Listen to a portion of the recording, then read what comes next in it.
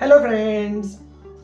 आपको पता है 16th सेंचुरी तक ऐसा माना जाता था कि सभी एस्ट्रोनॉमिकल ऑब्जेक्ट्स जैसे स्टार्स, सन एंड प्लैनेट्स हमारी धरती के चारों ओर चक्कर लगाते हैं।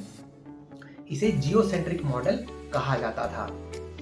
फिर निकोलस कॉपरनिकस ने बताया कि सभी प्लैनेट्स सन के अराउंड सर्कुलर ऑर्बिट में रिवॉल्व कर रहे हैं। इसे हेलियोसेंट्रिक मॉडल कहा गया।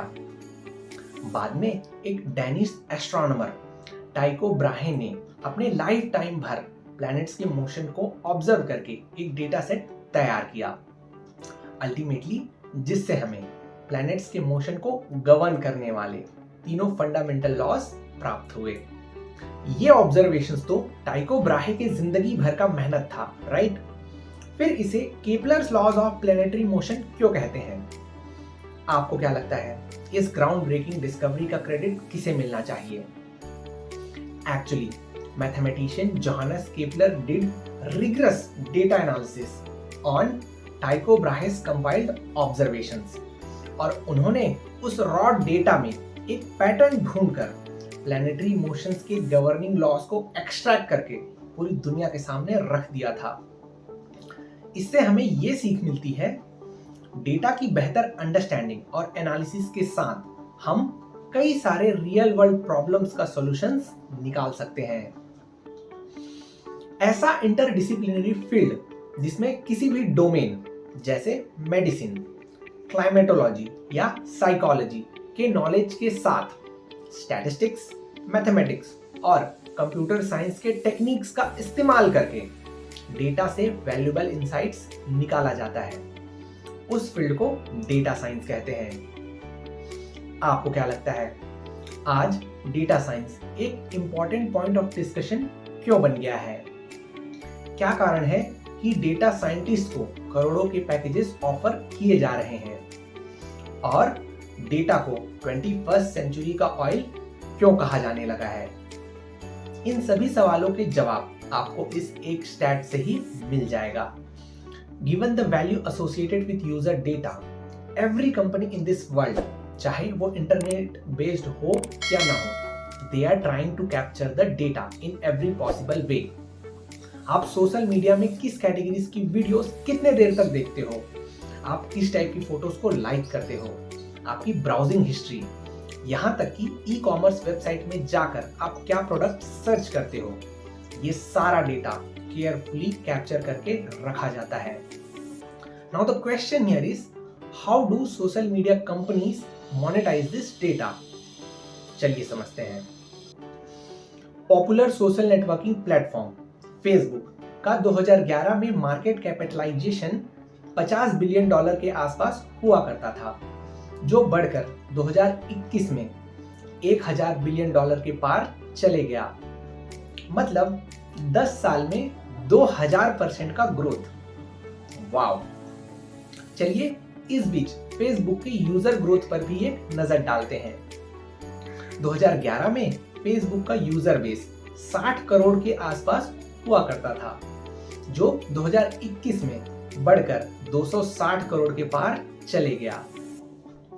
Long story short, over the years Facebook kept on adding features like Go Live, Marketplace, Reels and Stories and continued capturing data related to users, their geography, their preferences and their choices.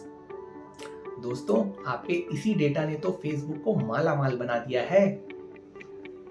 अब मान लीजिए आपको travelling का शौक है और इससे related content आप Facebook में फॉलो करते रहते हैं।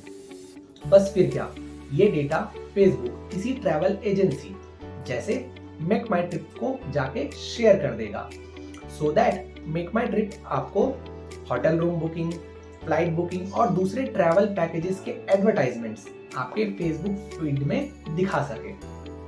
दे call it targeted marketing.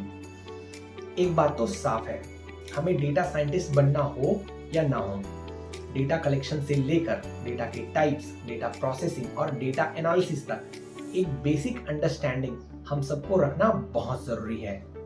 Broadly data को हम 3 कैटेगरीज में डिवाइड कर सकते हैं। पहला, स्ट्रक्चर्ड डेटा, जैसा कि नाम से ही पता चल रहा है, this data is well organized in rows and columns.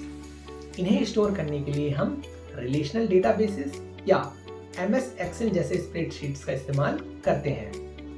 The best thing about structured data is they are ready for analysis and to make interpretations. फिर आता है सेमी स्ट्रक्चर्ड डेटा। आप XML, CSV, लॉग फाइल्स और JSON files में जिस data को रखते हो वो इस कैटेगरी में आते हैं। Then we have unstructured data like your emails and PDF documents. इनसे insights निकाल पाना थोड़ा मुश्किल काम है। And finally we have binary data comprising our photos, videos and audio files. अब आपके लिए एक सवाल, आपको क्या लगता है आज की इस डिजिटल दुनिया में पिछले एक साल में कितना डेटा जनरेट हुआ होगा? The answer is 120 zettabytes। जी हाँ, इसमें 21 जीरोस हैं। You can guess, on a daily basis हम millions of megabytes of data generate कर रहे हैं। And given their volume, velocity, variety and veracity, इसे बिग डेटा कहा जाने लगा है। एक बात तो साफ है, जिस किसी ने भी बिग डेटा एनालिटिक्स में एक्सपर्टीज हासिल कर ली, उसे आगे बढ़ने से दुनिया में कोई भी नहीं रोक सकता। आजकल लार्ज ऑर्गेनाइजेशंस में huge amount of raw and unstructured data को उनके नेटिव फॉर्मेट में स्टोर करने के लिए सेंट्रलाइज्ड रिपोजिटरीज बनाई जा रही हैं। इन्हें डेटा लेक कहते हैं। More so there is an advanced version of these two, मतलब ऐसी सेंट्रलाइज्ड रिपोजिटरीज जिनमें ट्रांसफॉर्म्ड और प्रोसेस्ड डेटा को स्ट्रक्चर्ड फॉर्मेट में स्टोर करके रखा जाता है, उन्हें डेटा वेयरहाउस कहते हैं। Basically they are designed to support the business intelligence and enable data driven decision making. आजकल डिजिटल डिवाइसेस के प्रोलिफरेशन के चलते humongous amount of data is getting generated through social media, digital transactions, emails, messages, sensors, location based services and cloud services। आगे जैसे जैसे technology बेहतर होती जाएगी, ये वॉल्यूम और बढ़ता जाएगा, which will bring new challenges and more opportunities। ये सब जानकर अगर आपको डेटा साइंस में करियर एक्सप्लोर करने का मन कर रहा है, तो मेरा रिकमेंडेशन है आप SQL से शुरुआत कीजिए। Then learn data visualization in Microsoft Power BI or Tableau. And finally, learning Python for programming will be very helpful too। आपको आज का सेशन कैसा लगा मुझे कमेंट करके ज़रूर बताएं। आपसे फिर मुलाकात होगी एक नई टेक्नोलॉजी की कहानी के साथ अगले हफ्ते। Happy Sunday, happy learning.